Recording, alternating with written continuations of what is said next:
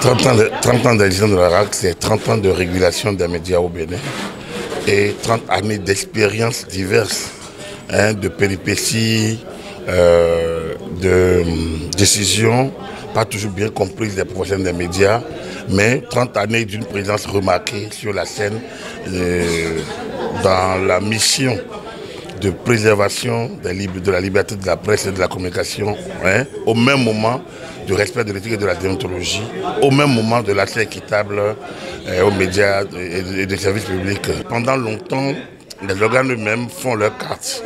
Mais un incident de 1998, au 1er août, a amené la HAC à prendre la mesure, puisque la Cour constitutionnelle saisie a estimé que la carte de presse n'a de valeur que celle délivrée par la HAC. C'était une décision de 1998. L'une des grandes décisions de la HAC, c'est d'abord la démonopolisation des ondes avec la loi de 97-010.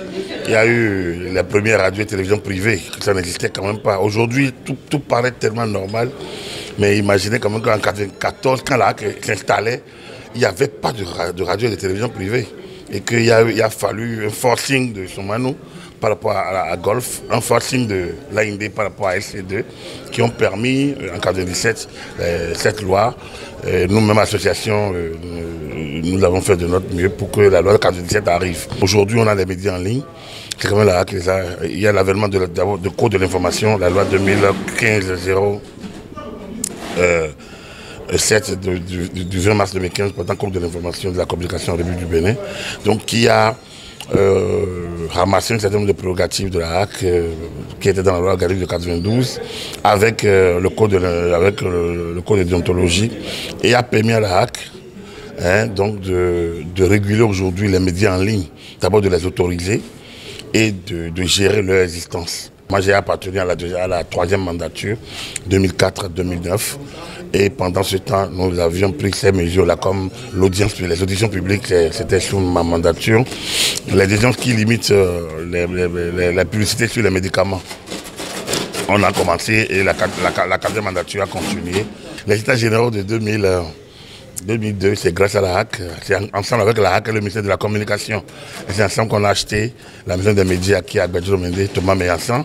C'est la HAC qui a baptisé, ensemble avec les associations professionnelles, cette maison de nom de Thomas Meillassan, un de nos aînés, un de nos doyens qui est décédé aujourd'hui, paix à son âme. Donc voilà, il y a une pléthore quand même, une pléiade de décisions, de mesures, parfois acceptées, parfois contestées, mais bon, mais l'un dans l'autre, la HAC existe et se fait son chemin sur l'échiquier des institutions de la République. Le majeur, c'est un monde en constante mutation. Le discours de la vice-présidente de la République est un discours complet. Je pense que le programme prochain de la HAC se tient dans le discours de la vice-présidente. C'est-à-dire, l'essentiel est dit. Nous parlons du numérique aujourd'hui. Avant, on parlait des infos de la communication. Aujourd'hui, on parle du numérique. On a parlé des 20 ans de la société de l'information il n'y a pas longtemps. Et tout ça est déjà dépassé. Nous parlons de l'intelligence artificielle. On ne sait pas dans 5 ans, dans 10 ans ce dont nous allons parler. Donc, c'est dit que le défi de la HAC, c'est d'être en constante mutation, c'est de se préparer à mieux gérer disons, ces mutations-là, dans la mesure où le trop laissé faire croire qu'elle ne fait rien et le trop gendarme embrigade la profession. Continuer constamment à trouver le modus vivendi, le milieu, le juste milieu, pour faire en sorte que chaque citoyen, qu'il soit béninois ou pas, se retrouve dans l'expression libre de sa pensée et dans la réception libre de l'information. Donc, la liberté de l'un, c'est là où commence celle de l'autre. Trouver en sorte que chacun puisse mieux s'exprimer, mais en respectant aussi l'autre. Et s'il faut sévir, là, on ne doit pas hésiter à sévir. Dans 10 ans, on parlera d'autres mutations. Dans 50 ans, on parlera d'autres mutations.